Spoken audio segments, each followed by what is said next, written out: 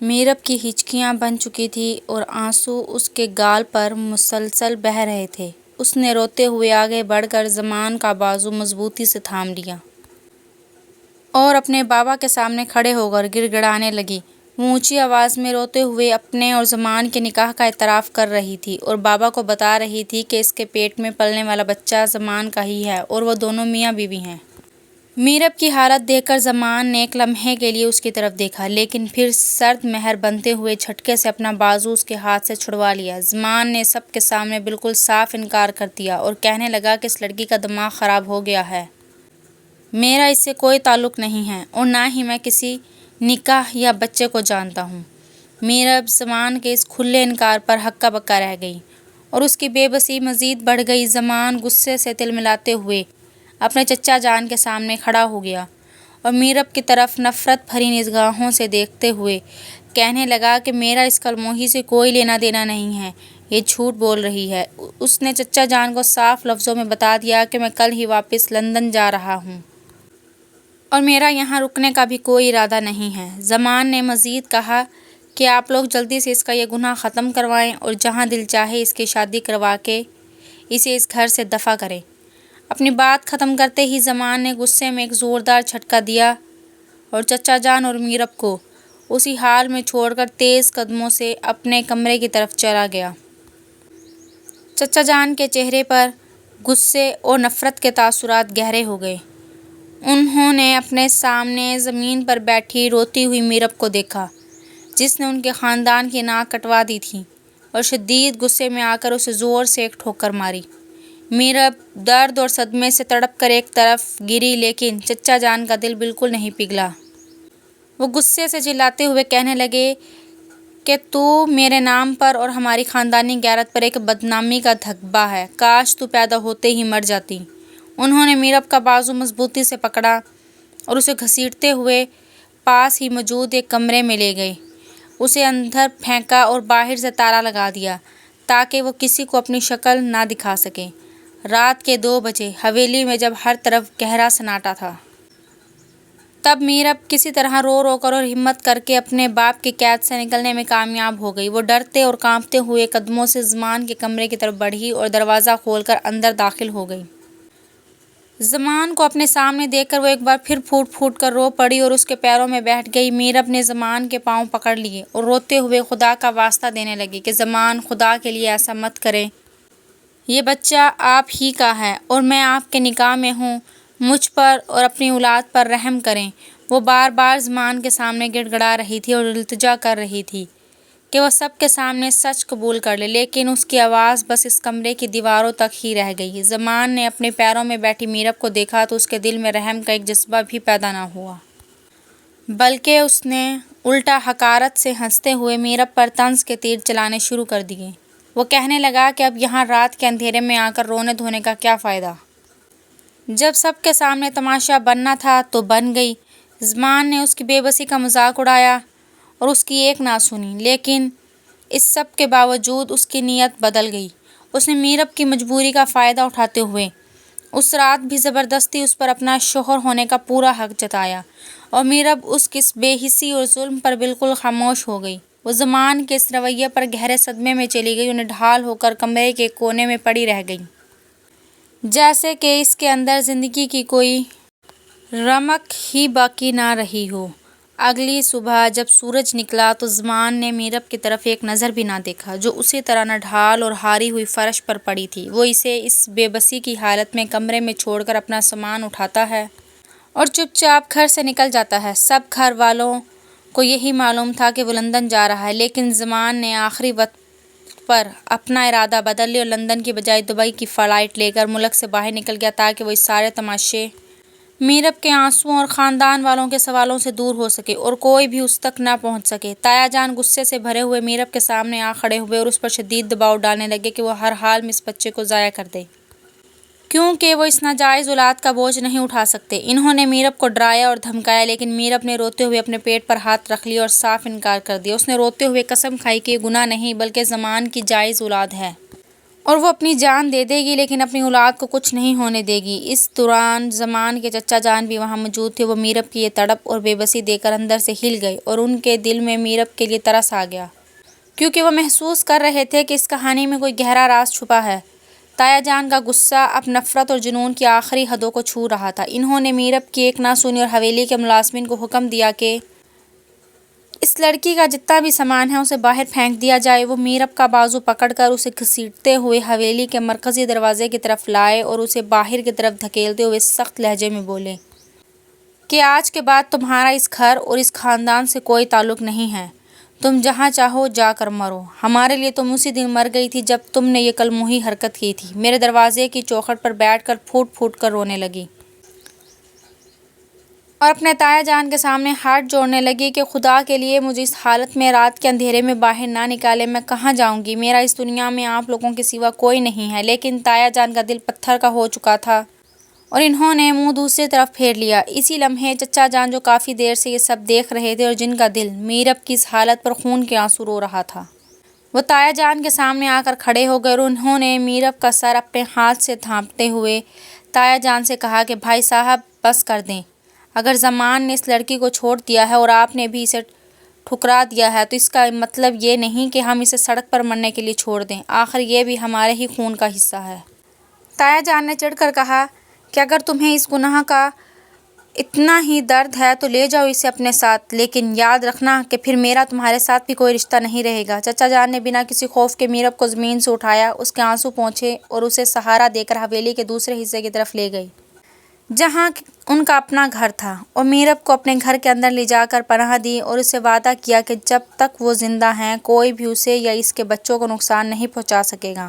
زمان Dubai پہنچتے ہی خود کو کاروباری مصروفیات میں بری طرح الجھا لیتا ہے تاکہ اسے ماضی کا کوئی چہرہ یاد نہ آئے، اور سب سے پہلا کام یہ کرتا ہے کہ میرب کا نمبر ہمیشہ کے لیے بلاک کر دیتا ہے تاکہ اس کے رونے دھونے کی آوازیں اور التجائیں اس کے پرسکون ماحول میں خلل نہ ڈال سکیں اور نہ ہی وہ کوئی نیا تماشا کھڑا کر سکیں۔ وہ دن رات بڑی بڑی میٹنگز اور بزنس ڈیلز میں خود کو مصروف رکھتا ہے، لیکن اس سب کے باوجود جب وہ رات کو اکیلا اپنے پرآسائش کمرے میں بیٹھتا ہے تو اس کے دل و دماغ میں ایک عجیب سی جنگ شروع ہو جاتی ہے۔ ایک طرف اس کے دل میں میرب کے لیے شدید نفرت اور غصہ ہے کہ اس نے سب کے سامنے اسے بدنام کرنے کی کوشش کی اور خاندانی روایات کو داؤ پر لگایا، تو دوسری طرف اس میرب کی معصومیت، اس کی روتی ہوئی آنکھیں اور اس کا والہانہ انداز اسے اپنی طرف کھینچتا ہے۔ وہ لاکھ چاہنے کے باوجود میرب کے لمس اور اس کی التجا کرتی آواز کو اپنے ذہن سے نہیں نکال پاتا۔ وہ جتنا خود کو اس یاد سے دور بھگانے کی کوشش کرتا ہے، میرب کی کشش اتنی ہی گہرائی سے اس کے اندر اترنے لگتی ہے، جس سے وہ اندر ہی اندر شدید بے چینی اور ذہنی دباؤ کا شکار رہنے لگتا ہے، لیکن اپنے تکبر کی وجہ سے کسی پر ظاہر نہیں ہونے دیتا۔ مہینوں کی شدید ذہنی اذیت، آنسوؤں اور تکلیف دہ راتوں کو کاٹنے کے بعد بالآخر وہ دن آ ہی گیا جب میرب کے ہاں جڑواں بچوں کی پیدائش ہوئی۔ قدرت نے اسے دو ایک جیسے نہایت خوبصورت اور ہم شکل بچوں سے نوازا جن کے معصوم چہرے بالکل زمان جیسے تھے۔ اس مشکل ترین وقت میں چچا جان ایک مضبوط ڈھال بن کر میرب کے ساتھ کھڑے رہے۔ انہوں نے ہسپتال کے تمام اخراجات خود اٹھائے، میرب کی دیکھ بھال کے لیے ایک آیا کا انتظام بھی کیا اور بچوں کی پیدائش پر مٹھائی بانٹ کر اپنی خوشی کا اظہار کیا جیسے وہ ان کے اپنے سگے پوتا پوتیاں ہوں۔ دوسری طرف تایا جان اور خاندان کے باقی تمام لوگوں کا دل ذرا برابر بھی نہیں پگھلا۔ انہوں نے میرب کے ہاں بچوں کی پیدائش کی خبر سنتے ہی نفرت سے اپنے منہ پھیر لیے اور میرب سے مکمل بائیکاٹ کا اعلان کر دیا۔ تایا جان نے حویلی کے تمام ملازمین کو سخت تاکید کی کہ کوئی بھی چچا جان کے حصے میں نہیں جائے گا اور نہ ہی ان بچوں کی شکل دیکھے گا، کیونکہ ان کے نزدیک وہ بچے خاندانی غیرت پر ایک داغ تھے۔ میرب حویلی کے دوسرے حصے سے آنے والی سرد لہر اور نفرت کو محسوس کر رہی تھی، لیکن جب وہ اپنے دونوں معصوم بچوں کو اپنے سینے سے لگاتی تو اس کا سارا دکھ مٹ جاتا۔ وہ چچا جان کے سامنے ہاتھ جوڑ کر رو پڑتی کہ اگر آج آپ نہ ہوتے تو میرا اور ان بچوں کا کیا بنتا، اور چچا جان اس کے سر پر ہاتھ رکھ کر دلاسا دیتے کہ یہ بچے اب اس گھر کی رونق ہیں اور وہ ان کا حق انہیں دلا کر ہی رہیں گے۔ وقت تیزی سے گزرتا گیا اور دیکھتے ہی دیکھتے میرب کے بچے بہت شریر ہو گئے تھے۔ ان 5 سالوں میں میرب کی زندگی میں بہت کچھ بدل چکا تھا اور اس کے دونوں جڑواں بیٹے اب 4.5 سال کے ہو چکے تھے۔ قدرت نے ان دونوں بچوں کو بے پناہ خوبصورتی اور ذہانت سے نوازا تھا۔ جو بھی انہیں ایک نظر دیکھتا ان کا دیوانہ ہو جاتا۔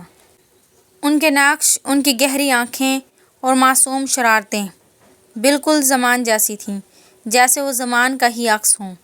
میرب اپنے دونوں بیٹوں کو دیکھ کر جینے کا حوصلہ پاتی تھی۔ وہ دونوں اتنے ذہین تھے کہ 4.5 سال کی چھوٹی سی عمر میں ہی اپنی ماں کی ہر بات کو سمجھتے تھے اور اس کے اداس چہرے کو دیکھ کر اپنی معصومانہ باتوں سے اس کا دل بہلا دیتے تھے۔ چچا جان نے ان دونوں بچوں کی پرورش میں کوئی کسر نہیں چھوڑی تھی۔ وہ انہیں دنیا کی ہر خوشی دینا چاہتے تھے۔ میرب حویلی کے اسی ایک کونے میں اپنے بیٹوں کی چھوٹی سی دنیا سجائے بیٹھی تھی، جہاں ان بچوں کی ہنسی اور کہکے اب اس اداس ماحول میں زندگی کا رنگ بھر رہے تھے، اور میرب ان کی ذہانت پر حیران ہوتی تھی کہ کسی طرح وہ اتنی جلدی ہر بات سیکھ جاتے ہیں اور اپنی ماں کا سہارا بن رہے ہیں۔ ان 5 سالوں نے میرب کو اندر سے بالکل بدل کر رکھ دیا تھا۔ اب وہ پہلے جیسی روتی دھوتی اور کمزور لڑکی نہیں رہی تھی، جس کے پاس اپنی صفائی میں صرف آنسو ہوتے تھے۔ اپنے بچوں کی خاطر اس نے اپنے دل کو پتھر کا بنا لیا تھا اور اس کے اندر ایک نئی ہمت جاگ چکی تھی۔ وہ اپنے بابا جان، چچا جان، جنہوں نے اسے اپنے باپ بن کر پناہ دی تھی، کی مدد اور حوصلہ افزائی سے اپنے پیروں پر کھڑی ہو چکی تھی۔ میرب نے اپنی زندگی کو ایک نیا رخ دیا۔ وہ گھر پر ہی اپنے دونوں بیٹوں کو خود پڑھاتی تھی تاکہ ان کی تربیت میں کوئی کمی نہ رہ جائے۔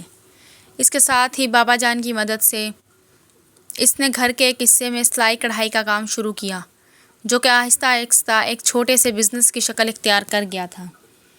اب وہ دن بھر کپڑوں کے نئے نئے ڈیزائن بناتی، کڑھائی کرتی اور شہر کی مختلف دکانوں پر اپنے تیار کردہ کپڑے بھیجتی تھی، جس سے اسے اچھی خاصی آمدنی ہونے لگی تھی۔ اس چھوٹے سے بزنس نے میرب کو خوددار اور مضبوط بنایا تھا۔ اب اسے اپنے اور اپنے بچوں کے خرچے کے لیے کسی کے آگے ہاتھ پھیلانے کی ضرورت نہیں تھی، اور وہ بڑی بہادری سے اپنی چھوٹی سی دنیا کو سنبھال رہی تھی، اور اس کے چہرے پر اب بے بسی کے بجائے ایک وقار نظر آتا تھا۔ جیسے جیسے بچے بڑے ہو رہے تھے، ان کے اندر اپنے ارد گرد کی دنیا کو سمجھنے کا شعور آ رہا تھا، اور وہ اکثر کھیل کود کے دوران اچانک میرب کے پاس آ کر ایسے سوال پوچھ لیتے جن کا جواب میرب کے پاس بھی نہیں ہوتا تھا۔ بچے اکثر معصومیت سے میرب کا دامن پکڑ کر پوچھتے کہ مما، سب بچوں کے بابا ان کے ساتھ ہوتے ہیں، ہمارے بابا کہاں ہیں اور وہ ہم سے ملنے کیوں نہیں آتے؟ بچوں کے منہ سے یہ سوال سن کر میرب کا دل اندر سے بالکل ٹوٹ جاتا تھا۔ اس کے پرانے زخم پھر سے ہرے ہو جاتے اور زمان کی وہ آخری رات اور اس کا کیا گیا ظلم اس کی آنکھوں کے سامنے گھوم جاتا۔ اس کا دل چاہتا کہ وہ پھوٹ پھوٹ کر روئے اور بچوں کو بتائے کہ ان کا باپ کتنا بے حس ہے، لیکن وہ اپنے جذبات پر قابو پاتی اور بچوں کے سامنے اپنے آنسو چھپا کر زبردستی اپنے چہرے پر ایک چھوٹی مسکراہٹ لے آتی۔ وہ بچوں کے گالوں کو چومتی اور انہیں گلے سے لگا کر بڑے پیار سے کہتی کہ آپ کے بابا جان بہت اچھے ہیں، وہ بزنس کے سلسلے میں بہت دور گئے ہیں اور وہاں رات دن اپنے پیارے بچوں کے لیے بہت سارا کام کر رہے ہیں۔ جب ان کا کام ختم ہو جائے گا تو وہ بہت سارے کھلونے لے کر واپس آئیں گے۔ بچے اپنی ماں کی یہ بات سن کر خوش ہو جاتے اور دوبارہ کھیلنے میں مگن ہو جاتے، لیکن میرب انہیں جاتا دیکھ کر اندر ہی اندر خون کے آنسو روتی اور سوچتی کہ کیا کبھی وہ دن آئے گا جب ان بچوں کو ان کا اصل حق اور ان کے باپ کا نام مل سکے گا۔ دبئی کے بلند و بالا اور چمکتے ہوئے ماحول میں زمان اب ایک معمولی تاجر نہیں رہا تھا، بلکہ وہ ایک بہت بڑا اور مانا ہوا بزنس ٹائکون بن چکا تھا۔ اس کے پاس دولت، شہرت اور بڑی بڑی گاڑیاں، سب کچھ موجود تھا اور بزنس کی دنیا میں اس کا ایک نام تھا۔ لیکن اس چمک دمک کے پیچھے اس کی اندرونی زندگی بالکل کھوکھلی ہو چکی تھی۔ زمان کی راتوں کا سکھ اور چین بالکل چھن چکا تھا اور وہ پرسکون نیند کے لیے ترستا رہتا تھا۔ ان 5 سالوں میں وہ ایک رات بھی آرام سے نہیں سو پایا تھا، کیونکہ وہ 5 سال پہلے میرب کے ساتھ کی گئی زیادتی اور اس پر لگائی گئی تہمت کو کسی طور بھلا نہیں پا رہا تھا۔ جب بھی وہ اپنے عالی شان بیڈ روم میں اکیلا ہوتا تو اندھیرے میں میرب کا روتا ہوا چہرہ، اس کی ہچکیاں اور اس کا خدا کا واسطہ دینا زمان کی آنکھوں کے سامنے گھوم جاتا۔ اسے بار بار میرب کے وہ الفاظ یاد آتے کہ یہ بچہ آپ کا ہے، میں آپ کے نکاح میں ہوں، اور اس کے ساتھ ہی اپنی وہ بے حسی یاد آتی جو اس نے اس آخری رات میرب کے ساتھ برتی تھی۔ وہ اس پچھتاوے اور جرم کے احساس کو دبانے کے لیے خواب آور گولیاں کھاتا اور خود کو کام میں لگا دیتا، لیکن میرب کے ساتھ کیا گیا وہ ظلم ایک ایسا سایہ بن چکا تھا جو دبئی کی اس پرآسائش محل میں بھی اس کا پیچھا نہیں چھوڑ رہا تھا، اور ایسے وہ اندر ہی اندر گھل رہا تھا۔ زمان کی ماں یعنی تائی جان اب کافی بوڑھی ہو چکی تھی اور ان کی سب سے بڑی خواہش یہی تھی کہ وہ زمان کا گھر بستا ہوا دیکھیں۔ اسی لیے وہ دبئی فون کر کے اکثر زمان پر شادی کے لیے شدید دباؤ ڈالتی رہتی تھیں وہ روز اسے پاکستان کی کسی نہ کسی امیر اور خوبصورت لڑکی کی تصویریں بھیجتی اور کہتی کہ اب تمہاری عمر ہو گئی ہے، تمہیں اپنا گھر بسا لینا چاہیے تاکہ حویلی کو اس کا وارث مل سکے۔ لیکن زمان ان کی ہر بات کو ٹال دیتا اور تائی جان کی پسند کی ہوئی ہر لڑکی کو بنا دیکھے ہی صاف رد کر دیتا تھا۔ تائی جان سمجھتی تھی کہ شاید زمان کو دبئی کی مصروفیات کی وجہ سے وقت نہیں مل رہا، لیکن اصل سچائی تو کچھ اور ہی تھی۔ زمان جب بھی کسی دوسری لڑکی کے بارے میں سوچنے کی کوشش کرتا تو اس کے ذہن میں فوراً میرب کا وہی روتا ہوا چہرہ، اس کی بکھری ہوئی زلفیں اور اس کا تڑپتی ہوئی آواز میں آ کر کھڑی ہو جاتی۔ اسے لگتا کہ وہ کسی اور لڑکی کو اپنی زندگی میں لا کر میرب کے ساتھ ایک اور بڑی ناانصافی کرے گا۔ میرب کی یاد اس کے دل و دماغ پر اس طرح قابض ہو چکی تھی کہ دنیا کی کوئی بھی خوبصورت لڑکی اسے اپنی طرف مائل نہیں کر پاتی تھی، اور وہ تائی جان کے بار بار اصرار کرنے پر بھی ہر شے سے انکار کر دیتا تھا۔ کاروباری دنیا میں اپنی کامیابی کے جھنڈے گاڑنے کے بعد اب زمان کی کمپنی کو پاکستان میں ایک بہت بڑے اور انٹرنیشنل پروجیکٹ میں انویسٹ کرنے کا موقع ملا تھا۔ یہ پروجیکٹ اتنا بڑا اور اہم تھا کہ زمان اسے کسی مینیجر یا پارٹنر کے بھروسے پر نہیں چھوڑ سکتا تھا، اس لیے اسے مجبوراً خود پاکستان جانے کا فیصلہ کرنا پڑا۔ پورے 5 سال گزر چکے تھے جب وہ حویلی کے حالات اور میرب کو تڑپتا چھوڑ کر ملک سے بھاگا تھا، اور ان 5 سالوں میں اس نے کبھی مڑ کر بھی پاکستان کی طرف نہیں دیکھا تھا۔ لیکن اب بزنس کے اس پروجیکٹ کے سلسلے میں اسے وطن واپس لوٹنا ہی تھا، جس کا مطلب تھا کہ اسے ایک بار پھر اس حویلی میں جانا ہوگا جہاں میرب کے ساتھ کی گئی زیادتی کی یادیں دفن تھیں۔ زمان نے بوجھل دل اور ایک عجیب سی خوف کے ساتھ پاکستان کی فلائٹ بک کروائی، کیونکہ وہ جانتا تھا کہ وہاں واپسی کا مطلب ان پرانے زخموں اور پچھتاووں کا دوبارہ زندہ ہونا ہے جن سے وہ 5 سال سے دبئی میں بھاگ رہا تھا۔ پورے 5 سال بعد زمان کی وطن واپسی پر حویلی میں ایک پھر سے رونقیں لوٹ آئی تھیں اور ہر طرف جشن کا ماحول بنا ہوا تھا۔ تایا جان نے اپنے اکلوتے بیٹے کے استقبال کے لیے حویلی کو لائٹوں سے سجایا ہوا تھا اور رشتہ داروں سمیت شہر کے بڑے بڑے کاروباری لوگوں کو دعوت دی گئی تھی، جہاں ہر کوئی زمان کی دبئی میں حاصل کردہ کامیابیوں کے چرچے کر رہا تھا۔ تایا جان حویلی کے دلان میں کھڑے ہو کر مہمانوں سے مل رہے تھے اور اپنے بیٹے کی بزنس ٹائکون بننے کی کہانیاں سناتے ہوئے ان کا سینہ فخر سے چوڑا ہو رہا تھا۔ وہ سب کے سامنے بار بار کہہ رہے تھے کہ زمان نے پوری دنیا میں ان کا سر اونچا کر دیا ہے اور ان کا خاندانی نام روشن کیا ہے۔ حویلی میں نوکر چاکر ادھر سے ادھر بھاگ رہے تھے، طرح طرح کے لذیذ کھانے تیار ہو رہے تھے اور ہر طرف بس زمان کے نام کی دھوم تھی۔ لیکن تایا جان اس بات سے بالکل انجان تھے کہ جس بیٹے کی کامیابی پر وہ آج اتنا فخر محسوس کر رہے ہیں، اس کے اندر پچھتاوے کا کتنا بڑا طوفان چھپا ہوا ہے۔ جب زمان کی گاڑی حویلی کے بڑے پھاٹک سے اندر داخل ہوئی تو اس کا دل زور زور سے دھڑکنے لگا۔ وہ گاڑی سے اترتا تو تایا جان اور خاندان کے دوسرے لوگوں نے اسے گلے سے لگا لیا، لیکن زمان کا دھیان کہیں اور ہی تھا۔ جیسے ہی اس نے حویلی کے دلان میں قدم رکھا، 5 سال پرانی یادیں ایک ایک کر کے طوفان کی طرح اسے گھیرنے لگیں۔ اسے یوں لگا جیسے کانوں میں اب بھی میرب کی سسکیاں گونج رہی ہوں۔ سب لوگ اسے گھیر کر بیٹھ گئے اور اس سے دبئی کے بزنس کے بارے میں باتیں کرنے لگے، لیکن زمان کا دم گھٹ رہا تھا۔ وہ کسی نہ کسی طرح وہاں سے اٹھا اور جب سب لوگ باتوں میں مصروف تھے تو وہ چوری چھپے حویلی کے اس پچھلے حصے کی طرف چل پڑا جہاں وہ اندھیرا کمرہ تھا۔ وہ اس کمرے کے بند دروازے کے سامنے جا کر رک گیا جہاں میرب نے قید ہو کر رو رو کر اپنے نکاح کا اعتراف کیا تھا اور جہاں تایا جان نے اسے ٹھوکر ماری تھی۔ زمان نے نم آلود آنکھوں سے اس بند دروازے کو دیکھا اور ماضی کا وہ سارا منظر اس کی آنکھوں کے سامنے گھوم گیا کہ کس طرح اس نے خود بھی میرب کی مجبوری کا فائدہ اٹھایا تھا اور اسے اکیلا چھوڑ کر چلا گیا تھا۔ اس کمرے کی ویرانی زمان کے دل میں پچھتاوے کے خنجر کی طرح چبھنے لگی اور وہ وہیں کھڑا اپنی بے حسی پر تڑپ اٹھا۔ اگلی ہی صبح تایا جان نے زمان کو چچا جان کی طرف کسی کاروباری کاغذ یا ضروری فائل کے سلسلے میں بھیجا، کیونکہ 5 سال کے بائیکاٹ کے بعد بھی کچھ خاندانی معاملات ایسے تھے جن کے لیے چچا جان کے دستخط ضروری تھے۔ زمان بوجھل قدموں اور دباؤ کے ساتھ حویلی کے اس دوسرے حصے کی طرف بڑھا جہاں چچا جان کا گھر تھا۔ جیسے ہی وہ چچا جان کے گھر کے بڑے سے دلان اور لان کے قریب پہنچا تو اس کے کانوں میں بچوں کے ہنسنے اور کھلکھلانے کی معصوم آوازیں پڑیں۔ زمان کے قدم وہیں رک گئے اور اس نے گردن گھما کر لان کی ہری گھاس پر دیکھا جہاں دو معصوم بچے ایک دوسرے کے پیچھے بھاگ رہے تھے اور گیند سے کھیل رہے تھے۔ وہ دونوں 4.5 سال کے بچے دیکھنے میں بالکل ایک جیسے یعنی ہم شکل تھے اور ان کی معصومیت اور خوبصورتی دیکھ کر کوئی بھی نظر نہیں ہٹا سکتا تھا۔ زمان نے جب ان دونوں بچوں کو غور سے دیکھا تو اس کے دل میں ایک عجیب سی سنسنی دوڑ گئی۔ بچوں کے چہرے کی بناوٹ اور ان کی ہنسی میں اسے کچھ ایسا مانوس لگا جس نے اسے وہیں سکتے میں لا کھڑا کیا۔ وہ ٹکٹکی باندھے ان دونوں معصوموں کو دیکھتا رہا اور اس کا دل کسی انجانے خوف سے تیزی سے دھڑکنے لگا۔ زمان حویلی کے اس حصے کے لان میں کھڑا ان بچوں کو دیکھ رہا تھا۔ پاس آ کر کے اچانک گیند ان کے ہاتھوں سے چھوٹ کر زمان کے پیروں کے قریب آ کر رک گئی۔ وہ دونوں ہم شکل بچے ہنستے ہوئے گیند اٹھانے کے لیے زمان کی طرف لپکے، لیکن جیسے ہی انہوں نے اپنے معصوم چہرے اوپر اٹھا کر زمان کو دیکھا، زمان کے پاؤں تلے سے زمین نکل گئی۔ وہ وہیں پتھر کا بن کر رہ گیا جیسے اس کے جسم سے جان نکل گئی ہو۔ ان دونوں بچوں کی گہرائی، چمکدار آنکھیں، ان کے ہونٹ، ان کی پیشانی اور چہرے کا ایک ایک نقش بالکل زمان جیسا تھا، جیسے کسی نے زمان کے بچپن کے عکس کو 2 حصوں میں بانٹ کر اس کے سامنے لا کھڑا کیا ہو۔ ان کا چہرہ بول رہا تھا کہ وہ کس کا خون ہے۔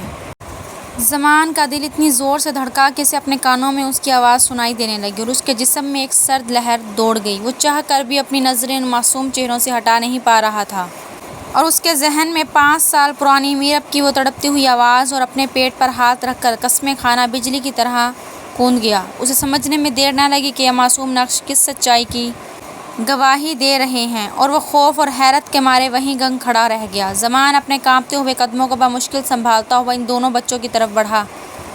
اس کا پورا وجود پسینے سے شرابور تھا اور دل جیسے حلق میں آ گیا تھا۔ وہ گھٹنوں کے بل گھاس پر بیٹھا تاکہ ان معصوموں کے برابر آ سکے اور اپنی لرزتی ہوئی آواز میں ان کے چہرے کو چھوئے بغیر نہایت پیار اور تجسس سے پوچھا، بچوں، آپ کے نام کیا ہیں اور آپ کس کے بیٹے ہو؟ ان دونوں بچوں نے اپنی بڑی بڑی چمکدار آنکھیں کھول کر اس اجنبی کو دیکھا جو انہیں اتنی عجیب نظروں سے دیکھ رہا تھا۔ ان میں سے ایک نے مسکرا کر بڑے فخر سے اپنی چھاتی پر ہاتھ رکھا اور معصومیت سے بولا، میرا نام زمان ہے اور یہ میرا بھائی میرب ہے۔ میرب مما کے بچے ہیں۔ یہ سنتے ہی زمان کے سر پر جیسے آسمان آ گرا، اس کے کانوں میں سائیں سائیں ہونے لگے اور وہ گہرے شوق میں چلا گیا۔ بچے نے اپنا نام زمان بتایا تھا اور ماں کا نام میرب۔ اس کا مطلب تھا کہ میرب نے ان 5 سالوں میں سے سکتے ہوئے بھی اس کے نام کو اپنے وجود اور اپنی اولاد سے الگ نہیں کیا تھا۔ زمان وہیں زمین پر بیٹھ گیا، اس کی آنکھیں پھٹی کی پھٹی رہ گئیں اور وہ ان بچوں کے معصوم چہروں کو دیکھ کر دنگ ہو گیا، جیسے اس کے بولنے کی صلاحیت ہمیشہ کے لیے ختم ہو چکی ہو۔ بچوں کی آوازیں سن کر میرب لان کی طرف آ رہی تھی کہ اچانک اس کے قدم وہیں جم گئے۔ سامنے زمان گھٹنوں کے بل زمین پر بیٹھا تھا اور اس کے بچے اس کے سامنے کھڑے تھے۔ 5 سال بعد زمان کو اپنے سامنے بیٹھا دیکھ کر میرب کے دل پر جیسے بجلی گر پڑی۔ اس کے پرانے زخم سیکنڈوں میں ہرے ہو گئے اور وہ رات اس کی آنکھوں کے سامنے گھوم گئی جب زمان اسے تڑپتا ہوا چھوڑ کر دبئی بھاگ گیا تھا اور یہاں تک اس کا نمبر بھی بلاک کر دیا تھا۔ میرب کے اندر ایک طوفان اٹھا، اس کی آنکھوں میں آنسو آنے لگے اور غصے سے اس کا پورا وجود کانپنے لگا، لیکن اس نے اپنی ممتا اور ان 5 سالوں میں سیکھی ہوئی ہمت کو ڈھال بنایا اور اپنے جذبات پر سخت قابو پایا اور تیز قدموں سے آگے بڑھی، زمان کو مکمل طور پر نظر انداز کرتے ہوئے بچوں کے سامنے آئی اور ان کے کندھوں پر ہاتھ رکھ کر نہایت نرم لیکن مضبوط لہجے میں بولی، زمان میرب، چلو بیٹا جلدی سے اندر جاؤ اور اپنے ہاتھ منہ دھو لو، مما آپ کے لیے دودھ لے کر آتی ہیں۔ بچوں نے اپنی ماں کا سنجیدہ چہرہ دیکھا تو بنا کوئی سوال کیے معصومیت سے اندر کی طرف بھاگ گئے۔ میرب نے گہرا سانس لیا اور اپنے آنسوؤں کو پی کر اپنے چہرے پر ایک سخت اور خوددار تاثر سجایا اور زمان کی طرف رخ کیا جو اب بھی شوق کی حالت میں زمین پر بیٹھا اسے ہی دیکھ رہا تھا۔ زمان جو اب تک شوق کی حالت میں تھا، میرب کی آواز سنتے ہی جیسے ہوش میں آیا۔ اس کے اندر حیرت، پچھتاوے اور ایک عجیب سی غصے کا طوفان اٹھا۔ وہ تڑپ کر کھڑا ہوا اور توازن کھوتے ہوئے جذبات میں آگے بڑھ کر میرب کا ہاتھ کلائی سے مضبوطی سے پکڑ لیا۔ اس کی آنکھوں میں سرخ ڈورے اتر آئے تھے اور آواز کانپ رہی تھی۔ وہ میرب کی آنکھوں میں آنکھیں ڈال کر غصے اور حیرت کے ملے جلے لہجے میں چلایا، میرب، یہ سب کیا ہے؟ یہ بچے کس کے ہیں؟ ان کے نقش، ان کی آنکھیں، بولو میرب، یہ کس کے بچے ہیں؟ میرب نے اپنی کلائی پر زمان کی گرفت کو دیکھا، لیکن اس کے چہرے پر نہ تو کوئی خوف آیا اور نہ ہی وہ پہلے کی طرح روئی۔ اسے نہایت مضبوطی اور ایک جھٹکے سے اپنا ہاتھ زمان کی گرفت سے چھڑایا 5 سالوں کی تکلیف نے اسے پتھر کا بنا دیا تھا۔ اس نے اپنی سرد، یخ اور بے لچک آنکھیں زمان کے چہرے پر ٹکائیں اور بغیر کسی ہچکچاہٹ کے انتہائی سرد اور کاٹدار لہجے میں بولی، اپنی آواز نیچے رکھیے مسٹر زمان، اور جہاں تک آپ کا سوال ہے تو یہ صرف اور صرف میرے بچے ہیں۔ ان پر، ان کی زندگی پر، ان کے نام پر صرف میرا حق ہے، کسی اور کا نہیں۔ میرب کا یہ دو ٹوک اور سرد انداز زمان کے دل پر تیر کی طرح لگا۔ میرب کا سرد جواب سننے کے بعد زمان کا دل جیسے پھٹ رہا تھا۔ وہ حواس باختہ حالت میں دالان سے سیدھا چچا جان کے کمرے کی طرف بھاگا۔ چچا جان وہیں کرسی پر بیٹھے کوئی کتاب پڑھ رہے تھے کہ زمان نے دروازہ کھولا اور ہانپتے ہوئے ان کے سامنے جا کھڑا ہوا۔ زمان نے بے صبری اور منت بھرے انداز میں چچا جان سے سچ اگلوانے کی کوشش کی۔ چچا جان، خدا کے لیے مجھے سچ بتائیں، وہ باہر جو بچے ہیں وہ کس کے ہیں؟ میرب منہ سے جھوٹ بول رہی ہے، ان بچوں کی شکلیں بالکل مجھ سے ملتی ہیں۔ چچا جان، سچ کیا ہے؟ چچا جان نے اپنی اینک اتاری اور کرسی سے کھڑے ہو گئے۔ ان کے چہرے پر زمان کو دیکھ کر شدید نفرت اور غصے کے تاثرات ابھر آئے۔ انہوں نے زمان کو ایک پل بھی ضائع کیے بغیر کھری کھری سنانا شروع کر دی اور نہایت گرجدار آواز میں بولے، اب کس منہ سے سچ پوچھنے آئے ہو زمان؟ 5 سال پہلے جب وہ بچی گڑ گڑا رہی تھی اور رو رہی تھی تب کہاں تھا تمہارا یہ سچ؟ تم نے اور تمہارے باپ نے میری پاک دامن بیٹی پر وہ تہمت لگائی جس کا بوجھ ایک مری ہوئی عورت بھی نہ اٹھا سکے۔ تم لوگوں نے اس کے کردار پر کیچڑ اچھالا اور اسے اس حویلی کے اندھیرے کمرے میں مرنے کے لیے چھوڑ کر خود دبئی جا کر عیاشی کی زندگی گزارنے لگے۔ چچا جان کی آنکھوں میں آنسو آ گئے لیکن ان کا لہجہ لوہے کی طرح سخت رہا۔ آج جب وہ اپنے پیروں پر کھڑی ہو گئی ہے تو تم اس سے اس کی اولاد کا سچ مانگنے آئے ہو؟ جاؤ یہاں سے، ان بچوں کا تم سے کوئی رشتہ نہیں ہے، وہ صرف میرب کے بیٹے ہیں جنہوں نے سسکتے ہوئے اس دنیا میں قدم رکھا تھا۔ تمہارا نام تو اس دن مر گیا تھا جس دن تم نے میرب کو دھتکارا تھا۔ چچا جان کی ایک ایک بات زمان کے کانوں میں پگھلتے ہوئے سیسے کی طرح اتر رہی تھی اور وہ اپنی نظریں اٹھانے کے قابل بھی نہیں رہا تھا۔ چچا جان کی سخت باتیں اور میرب کا سرد رویہ بھی زمان کے دل میں اٹھنے والے طوفان کو ٹھنڈا نہ کر سکا۔ وہ حواس باختہ حالت میں چچا جان کے کمرے سے باہر نکل آیا لیکن اس کا دماغ اب بھی اسی ایک نقطے پر گھوم رہا تھا۔ اس کا دل اندر سے مکمل طور پر مان چکا تھا کہ وہ دونوں معصوم بچے اس ہی کا خون ہیں کیونکہ ان کے نقش اور ان کا وجود جھوٹ نہیں بول سکتے تھے۔ زمان نے اپنے ماتھے سے پسینہ پونچھا اور گہرا سانس لیتے ہوئے ایک بڑا فیصلہ کیا۔ اس نے سوچا کہ اگر میرب اور چچا جان سچ نہیں بتائیں گے تو وہ خود اس سچائی کو دنیا کے سامنے لے کر آئے گا۔ زمان نے خفیہ طور پر بچوں کا ڈی این اے ٹیسٹ کروانے کا فیصلہ کر لیا تاکہ وہ قانونی اور پکے ثبوت کے ساتھ میرب کے سامنے کھڑا ہو سکے۔ اس نے اپنے موبائل پر دبئی اور پاکستان کے قابل بھروسہ ڈاکٹر دوست سے رابطہ کیا اور چپکے سے بچوں کے بال یا کوئی ایسی چیز حاصل کرنے کا پلان بنانے لگا جس سے ٹیسٹ ہو سکے، کیونکہ وہ جانتا تھا کہ ان بچوں کا سچ ہی اب اس کی زندگی اور اس کے پچھتاوے کا آخری فیصلہ کرے گا۔ کچھ دن شدید بے چینی اور تڑپ میں گزارنے کے بعد بالآخر زمان کے موبائل پر ڈی این اے کی خفیہ رپورٹ موصول ہو جاتی ہے۔ جیسے ہی زمان کانپتے ہوئے ہاتھوں سے پی ڈی ایف فائل کھولتا ہے اور نیچے لکھی ہوئی فائنل لائن پر نظر ڈالتا ہے جہاں لکھا ہوتا ہے تو زمان پر یہ سچائی ایک بہت بڑے بم کی طرح گرتی ہے۔ رپورٹ کا پازیٹیو آنا زمان کے وجود کو اندر سے جھنجھوڑ کر رکھ دیتا ہے۔ اس کے ہاتھ سے موبائل چھوٹ کر قالین پر گر جاتا ہے اور اس کی آنکھوں کے سامنے اندھیرا چھانے لگتا ہے۔ 5 سال پرانا وہ سارا منظر، میرب کا قرآن اٹھا کر قسمیں کھانا، اس کا زمان کے پیروں میں گر کر گڑ گڑانا اور یہ کہنا کہ زمان یہ بچہ آپ کا ہے، میں سچی ہوں، اس کے کانوں میں کسی خوفناک طوفان کی طرح گونجنے لگتا ہے۔ زمان کے پاؤں تلے سے زمین نکل جاتی ہے اور وہ سر پکڑ کر وہیں فرش پر بیٹھ جاتا ہے۔ اب کوئی شک، کوئی بھام باقی نہیں رہا تھا۔ میرب بالکل سچی تھی، وہ پاک دامن تھی اور وہ خود زمان ایک ایسا گنہگار تھا جس نے اپنی ہی بیوی کو تڑپنے کے لیے چھوڑ دیا اور اپنے ہی معصوم بچوں کو بن باپ کے دنیا میں دھکیل دیا۔ پچھتاوے، شرمندگی اور جرم کا احساس زمان کے دل میں اس طرح حاوی ہو جاتا ہے کہ اس کی چینخ نکل جاتی ہے اور وہ پھوٹ پھوٹ کر رونے لگتا ہے، لیکن یہ آنسو بھی اب اس کے گناہ کا بوجھ ہلکا کرنے کے لیے کافی نہیں تھے۔ ڈی این اے کی رپورٹ ہاتھ میں تھامے زمان کے پاس اب اپنے گناہ کا اعتراف کرنے کے سوا کوئی راستہ نہیں بچا تھا۔ وہ پاگلوں کی طرح چچا جان کے حصے کی طرف بھاگا اور سیدھا میرب کے کمرے میں داخل ہو گیا۔ میرب جو بچوں کے کپڑے سمیٹ رہی تھی زمان کی حالت دیکھ کر چونک اٹھی۔ زمان نے کچھ کہے بغیر میرب کے سامنے اپنے گھٹنے ٹیک دیے اور وہیں فرش پر بیٹھ گیا۔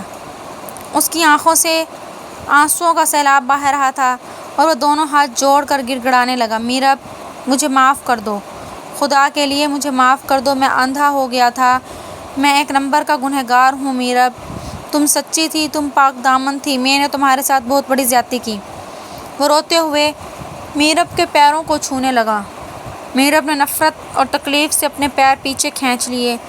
زمان نے روتے ہوئے موبائل میں ڈی این اے رپورٹ اس کے سامنے کی اور بولا، رپورٹ پازیٹیو آئی ہے میرب، یہ میرا خون ہے، یہ میرے بچے ہیں، میں اپنی ہر غلطی کا ازالہ کرنے کے لیے تیار ہوں، میں سب کے سامنے، پوری حویلی اور معاشرے کے سامنے ان بچوں کو اپنا نام دوں گا، انہیں ان کا اصل حق دوں گا، بس تم مجھے ایک موقع دے دو۔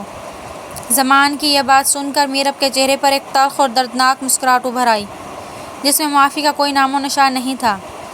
زمان کے منہ سے بچوں کو اپنا نام دینے کی بات سن کر میرب کے اندر جیسے غصے اور نفرت کا لاوا ابل پڑا۔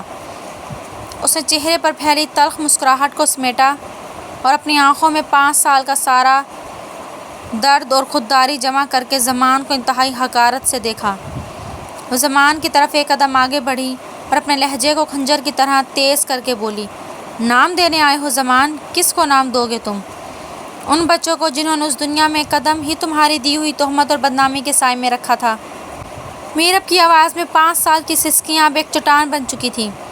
5 سال پہلے یاد کرو وہ رات زمان، جب میں تمہارے اس حویلی کے دالان میں گھٹنوں کے بل بیٹھ کر گڑ گڑا رہی تھی، جب مجھے میری پاک دامنی کو اور میرے پیٹ میں پلنے والے معصوم وجود کو تمہارے نام کی، تمہاری گواہی کی سب سے زیادہ ضرورت تھی۔ تب تم نے کیا کیا تھا؟ تم نے مجھے ٹھوکر ماری تھی، تم نے میرے کردار پر کیچڑ اچھالا تھا اور مجھے ایک بد کردار عورت کہہ کر اس اندھیرے کمرے میں مرنے کے لیے چھوڑ دیا تھا۔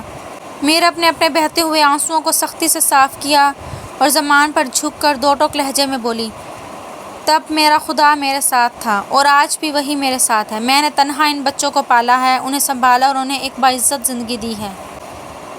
اب میرے بچوں کو نہ تمہاری دولت کی اور نہ ہی تمہارے اس خاندانی نام کی ضرورت ہے۔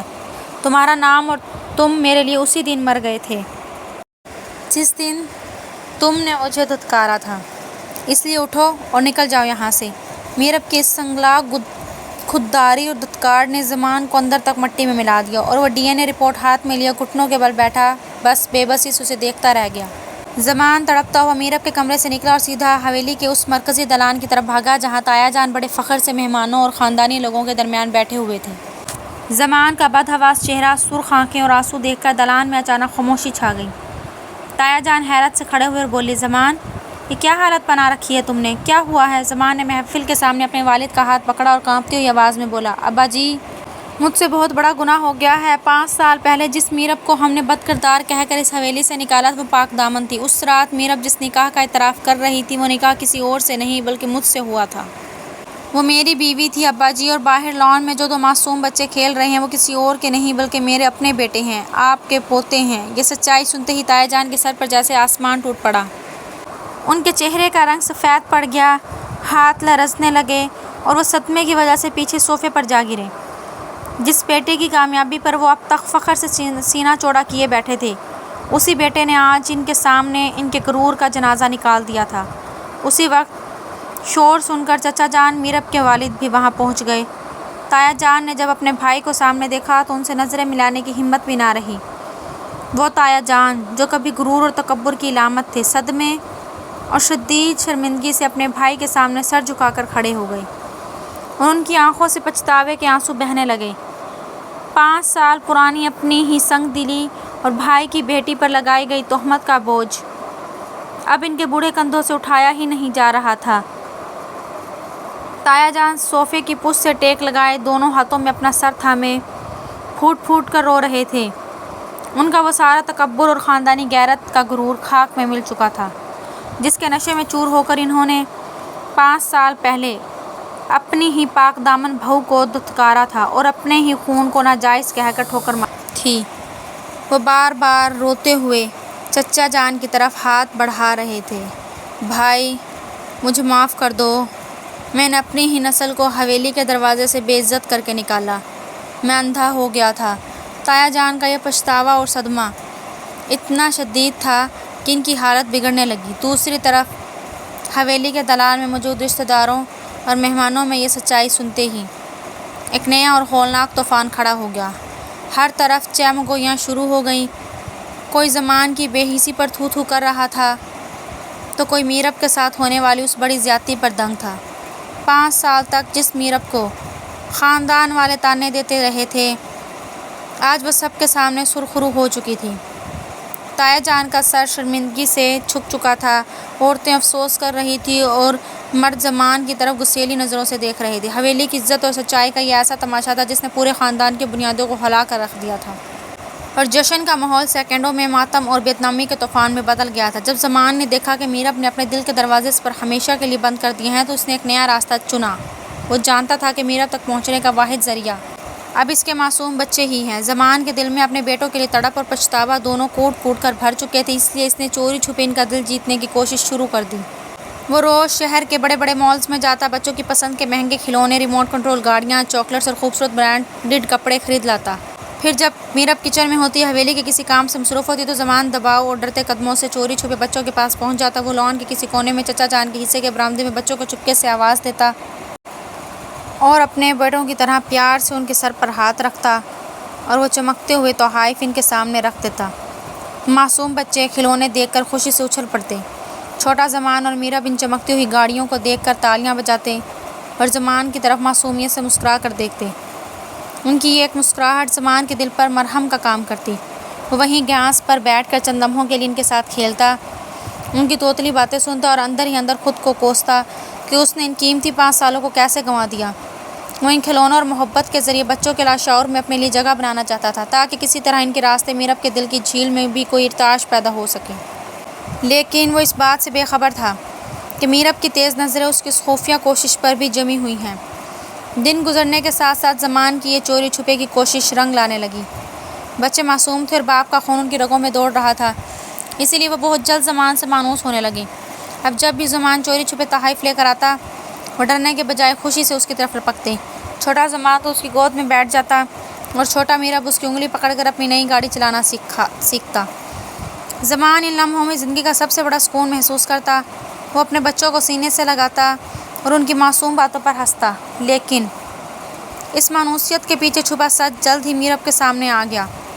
ایک دن میرب کمرے سے باہر نکلی تو اس نے دیکھا کہ دونوں بچے لان کے کونے میں زمان کے ساتھ بیٹھے کہکے لگا رہے تھے اور زمان بڑے پیار سے ان کا منہ چوم رہا تھا۔ یہ منظر دیکھ کر میرب کے دل میں ایک عجیب سا خوف اور پریشانی دوڑ گئی۔ اسے لگا جیسے جو اولاد اس نے 5 سال طوفانوں سے لڑ کر پالی ہے، وہ آہستہ آہستہ اس شخص کی طرف کھینچی جا رہی ہے جس نے انہیں بھی اپنایا ہی نہیں تھا۔ میرب کا دل دہل گیا، کہیں باپ کی یہ محبت اس کے بچوں کو اس سے دور نہ کر دے۔ وہ تڑپ کر آگے بڑھی اور زمان کو غصیلی نظروں سے گھورتے ہوئے بچوں کو بازو سے پکڑ کر پیچھے کیا۔ اس نے بچوں کو سختی سے ڈانٹا، میں نے آپ سے کہا تھا نا کہ کسی اجنبی سے کوئی چیز نہیں لینی، چلو اندر چلو۔ بچے اس کا یہ بدلا ہوا روپ دیکھ کر سہم گئے اور رونے والے ہو گئے۔ میرب انہیں اندر لے گئی اور اس نے پختہ ارادہ کر لیا کہ وہ اپنے بچوں کو اب زمان کے سائے سے بھی دور رکھے گی، کیونکہ وہ زمان کے پچھتاوے کو اپنے زخموں کا مرہم نہیں بننے دینا چاہتی تھی۔ حویلی میں کھڑے ہونے والے اس طوفان کے بعد تائی جان کا ضمیر بھی انہیں ملامت کرنے لگا تھا۔ وہ تائی جان جو کبھی میرب کو اپنے سامنے کھڑا دیکھنا بھی گوارا نہیں کرتی تھی، آج پچھتاوے کی آگ میں جل رہی تھی۔ ایک شام جب میرب اپنے کمرے میں اکیلی تھی، تائی جان نے دباؤ اور لرزتے قدموں کے ساتھ اس کے کمرے میں قدم رکھا۔ میرب نے سر اٹھا کر دیکھا لیکن اس کے چہرے پر کوئی حیرت نہیں تھی۔ تائی جان آگے بڑھی اور میرب کے سامنے آتے ہی اپنے آنسوؤں پر قابو نہ رکھ سکی۔ وہ وہیں میرب کے بیڈ کے پاس بیٹھ گئی اور اس کے ہاتھ پکڑنے کی کوشش کرتے ہوئے رو پڑی۔ میرب، میری بچی، مجھے معاف کر دو، میں ایک ماں ہو کر بھی تمہاری ممتا کو نہ سمجھ سکی۔ میں نے اپنی زبان سے تمہیں جو دکھ دیے ان کا تو کوئی ازالہ ہی نہیں ہے۔ مجھے میرے بیٹے کی نادانی نے آندھا کر دیا تھا، لیکن خدا کے لیے ہمارے بڑھاپے پر رحم کھاؤ، ہمارے خاندان کا شیرازہ بکھرنے سے بچا لو۔ میرب تائی جان پھوٹ پھوٹ کر رو رہی تھی، ان کی ہچکیاں بند گئی تھی، لیکن میرب نے نہایت سرد مہر سے اپنے ہاتھ ان کی گرفت سے آزاد کروائے۔ اس کی آنکھوں میں اب تائی جان کے آنسوؤں کے لیے کوئی جگہ نہ تھی۔ میرب نے گہرا سانس لیا اور انتہائی پرسکون لیکن پتھر جیسے سخت لہجے میں بولی، تائی جان، جب میں اس حویلی کے کمرے میں اکیلی روتی تھی، جب درد سے میری جان نکل رہی تھی، تب آپ بھی ایک ماں تھی نا؟ تب آپ کو مجھ پر یا میرے بچوں پر رحم کیوں نہیں آیا؟ میرب کی آواز میں کوئی لرزش نہیں تھی۔ آپ کے آنسو آپ کے اپنے پچھتاوے کے ہیں۔ یہ میرے زخموں کا مرہم نہیں بن سکتے۔ میں آپ کو بد دعا نہیں دیتی، لیکن معافی کا حق میں 5 سال پہلے اسی دلان کی مٹی میں دفن کر کے آئی تھی۔ میرا دل اب پتھر ہو چکا ہے تائی جان، اس میں اب کسی کے لیے کوئی گنجائش نہیں ہے۔ میرب کا یہ دو ٹوک جواب سن کر تائی جان سر جھکائے روتی ہوئی کمرے سے باہر نکل گئیں اور میرب اپنی خودداری کے ساتھ وہیں کھڑی رہی۔ بچوں کی مانوسیت اور ماں کی سنگلاخ خودداری نے زمان کو مایوسی کے آخری کنارے پر لا کھڑا کیا تھا۔ جب اس کی محبت، تحائف اور ماں کے آنسو بھی میرب کے پتھر ہوتے دل کو نہ پگھلا سکے، تو پچھتاوے کی جگہ ایک بار پھر مردانہ انا اور بے بسی کے غصے نے لے لی۔ ایک دن جب میرب دالان سے گزر رہی تھی، زمان نے اس کا راستہ روکا۔ اس کی آنکھوں میں جنون تھا اور وہ ہارے ہوئے جواری کی طرح آخری چال چلتے ہوئے بولا، میرب، میں نے تمہارے آگے ہاتھ جوڑے، پیروں میں گرا، میری ماں نے معافی مانگی، لیکن تم ٹس سے مس نہ ہوئی۔ اب میرے پاس کوئی راستہ نہیں بچا۔ یہ بچے میرا خون ہیں اور قانون مجھے ان کا باپ تسلیم کرتا ہے۔ اگر تم سیدھی طرح نہیں مانو گی تو میں کورٹ جاؤں گا۔ عدالت کے ذریعے میں اپنے بچوں کو تم سے چھین لوں گا میرب۔ میں بچوں کی کسٹڈی کا کیس کروں گا۔ عدالت اور بچوں کو چھیننے کی دھمکی سن کر میرب کے قدم ایک پل کے لیے رکے، لیکن اس کے چہرے پر خوف کا ایک سایہ تک نہ ابھرا۔ وہ زمان کے بالکل قریب آئی، اس کی آنکھوں میں آنکھیں ڈالی اور انتہائی پرسکون، زہر خوند اور کاٹدار لہجے میں بولی، ضرور جاؤ عدالت مسٹر زمان، میں تو خود چاہتی ہوں کہ تم کورٹ جاؤ، لیکن ایک بات یاد رکھنا، جب جج صاحب مجھ سے پوچھیں گے کہ 5 سال تک باپ کہاں تھا، تو میں عدالت کے کٹہرے میں کھڑے ہو کر اس رات کی ایک ایک سچائی، تمہاری ایک ایک بدسلوکی، وہ قرآن پر ہاتھ رکھ کر میرا گڑ گڑانا، تمہارا مجھے دھکے دینا اور بدکردار کہہ کر رات کے اندھیرے میں چھوڑ کر دبئی بھاگ جانا، سب اگل دوں گی۔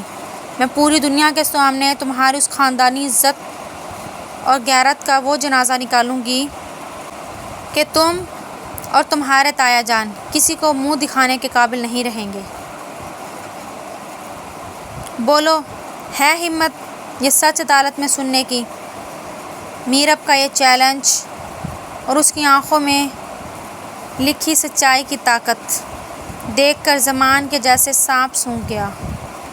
اس کا وہ جھوٹا غصہ اور دھمکی سیکنڈوں میں ریت کی دیوار کی طرح ڈھہ گئی۔ وہ جانتا تھا کہ میرب اب وہ 5 سال پہلے والی ڈری سہمی لڑکی نہیں تھی، وہ سچی تھی، اور زمان قانون اور اخلاق دونوں کی نظر میں مجرم تھا۔ زمان کے کندھے ڈھلک گئے، اس کا سر شرمندگی اور ہار کے احساس سے جھک گیا اور اس کے منہ سے ایک لفظ بھی نہ نکل سکا۔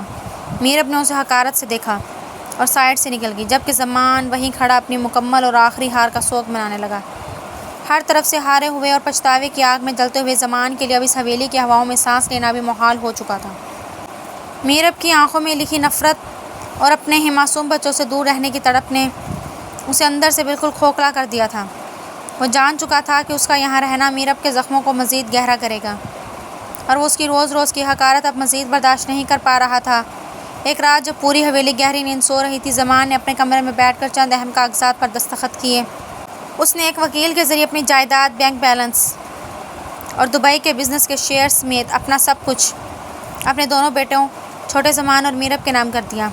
اب اس کے پاس اپنے وجود کے سوا کچھ نہیں بچا تھا، اور وہ وجود بھی گناہوں کے بوجھ سے لدا ہوا تھا۔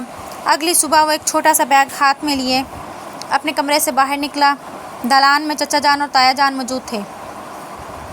زمان نے اپنے والد کے سامنے سر جھکایا اور دھیمی آواز میں بولا، ابا جی، میں یہ حویلی اور یہ شہر چھوڑ کر ہمیشہ کے لیے کہیں دور جا رہا ہوں۔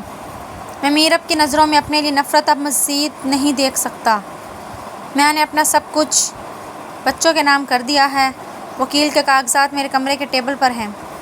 تایا جان نے نم آنکھوں سے اپنے بیٹے کو دیکھا، لیکن اس بار کسی کے پاس اسے روکنے کا کوئی جواز نہیں تھا۔ زمان نے آخری بار دور سے میرب کے کمرے کے بند دروازے کو دیکھا، جہاں اس کی کائنات بند تھی، اور ایک گہرا سانس لے کر باریک قدموں سے حویلی کے بڑے دروازے کی طرف بڑھ گیا۔ وہ اپنی مردانہ انا اور تکبر کی سزا کاٹنے حویلی کی رونقوں سے دور گمنامی کے سفر پر نکل پڑا تھا۔ زمان کی حویلی چھوڑ کر جانے کے بعد حویلی کی رونقیں جیسے ہمیشہ کے لیے روٹھ گئی تھیں، لیکن کہانی میں ایک دردناک موڑ تب آیا جب تایا جان اچانک دل کے شدید دورے کے باعث بسترِ مرگ پر جا لگے۔ زمان کی جدائی اور پچھلے 5 سال پرانے گناہ کے پچھتاوے نے ان کے اندرونی وجود کو اس قدر نچوڑا تھا کہ ان کی صحت تیزی سے گرنے لگی، اور ڈاکٹروں نے بھی جواب دے دیا۔ سفید چادر اوڑھے، کمزور اور لرزتی سانسوں کے ساتھ تایا جان زندگی اور موت کی کشمکش میں مبتلا تھے۔ اس آخری وقت میں ان کا سارا غرور، خاندانی رعب اور تکبر ختم ہو چکا تھا۔ اگر کچھ باقی تھا تو وہ صرف پچھتاوے کے آنسو تھے۔ انہوں نے کانپتے ہوئے ہاتھوں سے اپنے بھائی کا ہاتھ پکڑا اور روتی ہوئی آواز میں اپنی آخری خواہش کا اظہار کیا۔ بھائی، خدا کے لیے میرب اور بچوں کو میرے پاس لاؤ۔ میری سانسیں اٹکی ہوئی ہیں، میں اس گناہ کا بوجھ لے کر قبر میں نہیں جانا چاہتا۔ چچا جان کی درخواست پر میرب نے بوجھل قدموں سے تایا جان کے کمرے میں قدم رکھا، اور اس کے دونوں معصوم بچے بھی اس کے ساتھ تھے۔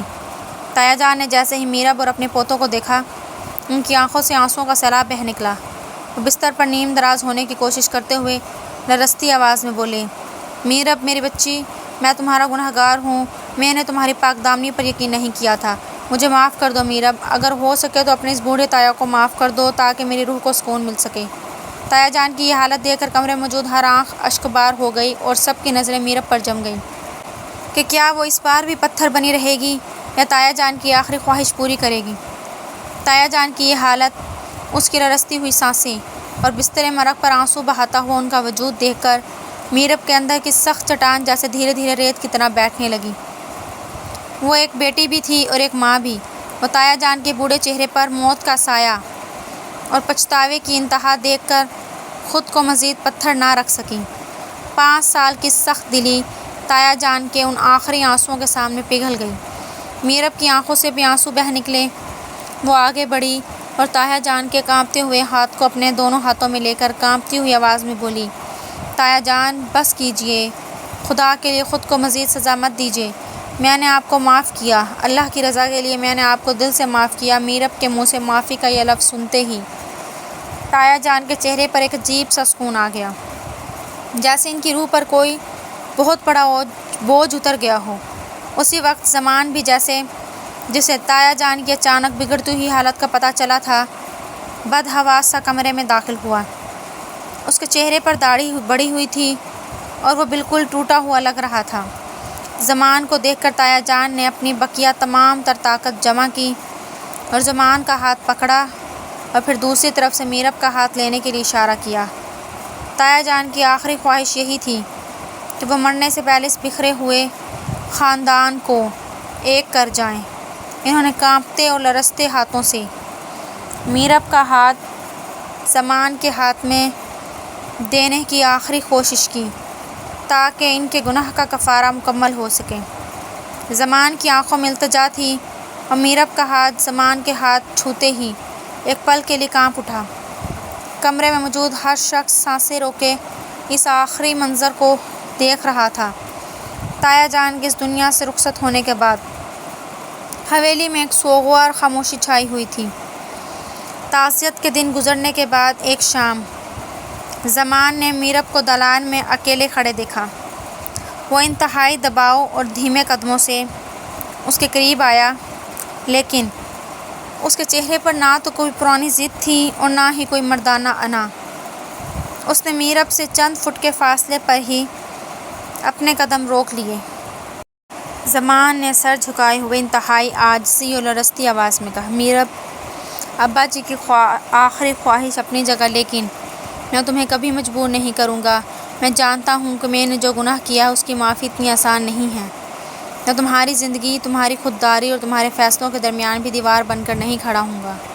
اس نے ایک گہرا اور بوجھل سانس لیا اور میرب کی طرف دیکھے بغیر بولا، میں بس اتنا چاہتا ہوں کہ مجھے ان بچوں کا باپ بن کر دور سے ان کا خیال رکھنے کی اجازت دے دو۔ میں حویلی کے اسی کونے میں یا جہاں تم کہو ایک سائے کی طرح رہوں گا، ان کی خوشیوں کو دیکھوں گا، ان کی ضرورتیں پوری کروں گا بس، لیکن تمہاری نظروں کے سامنے کبھی نہیں آؤں گا تاکہ تمہیں تکلیف نہ ہو۔ مجھے بس ان کا باپ کہلانے کا حق دے دو۔ شوہر کے حق کا تو میں گنہگار ہوں ہی۔ زمان کے لہجے میں موجود یہ بے پناہ عاجزی، ٹوٹ پھوٹ اور بنا کسی مطالبے کے سب کچھ ہار دینے کا انداز میرب کی سماعتوں سے ٹکرایا۔ 5 سالوں میں یہ پہلی بار تھا کہ زمان نے میرب پر کوئی حق نہیں جتایا تھا بلکہ خود کو مٹی کر دیا تھا۔ میرب نے کوئی جواب تو نہ دیا اور وہاں سے چلی گئی، لیکن زمان کی اس عاجزی نے اس کے پتھر ہوئے دل کی جھیل میں ایک ہلکی سی لہر غرور پیدا کر دی تھی اور اس کا دل دھیرے دھیرے نرم ہونے لگا تھا۔ ایک تپتی دوپہر، حویلی کے وسیع و عریض لان میں دونوں بچے کھیل رہے تھے اور میرب برآمدے میں بیٹھی ان پر نظر رکھے ہوئے تھی۔ اچانک چھوٹے زمان کی نظر ایک چمکتی ہوئی گیند پر پڑی جو اچھلتی ہوئی حویلی کے بھاری لوہے کے مرکزی دروازے سے باہر سڑک کی طرف چلی گئی تھی۔ معصوم بچہ ماں کی نظروں سے بچ کر چپکے سے دروازے سے باہر نکل گیا اور سڑک کے بیچوں بیچ جا کر گیند اٹھانے لگا۔ اسی وقت موڑ سے ایک تیز رفتار بے قابو ٹرک نمودار ہوا جس کا ہارن فضا میں گونجا۔ ٹرک والے نے بریک لگانے کی کوشش کی لیکن گاڑی گھسٹتی ہوئی سیدھی بچے کی طرف بڑھنے لگی۔ میرب کی نظر جیسے ہی باہر گئی اس کی حلق میں جان اٹک گئی۔ وہ بری طرح چیخی، زمان، کوئی بچاؤ میرے بچے کو! لیکن دوری کی وجہ سے وہ وہاں تک پہنچنے سے قاصر تھی۔ ٹھیک اسی لمحے زمان جو حویلی کے بیرونی حصے میں ہی موجود تھا، ٹرک کی آواز اور میرب کی چیخ سن کر بجلی کی تیزی سے لپکا۔ اس نے نہ اپنی جان کی پرواہ کی نہ ٹرک کی ہولناک رفتار کو دیکھا۔ اس نے آخری اور جان لیوا چھلانگ لگائی اور ٹرک کے ٹکرانے سے محض 1 سیکنڈ پہلے بچے کو دبوچ کر سڑک کے دوسری طرف فٹ پاتھ پر کر گیا۔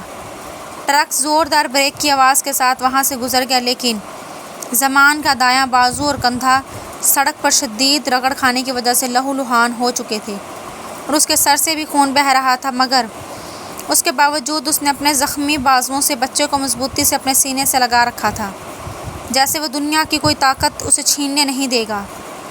وہ ہانپتے ہوئے بس ایک ہی لفظ بول رہا تھا، میرا بچہ ٹھیک ہے نا؟ میرب پاگلوں کی طرح بھاگتی ہوئی وہاں پہنچی۔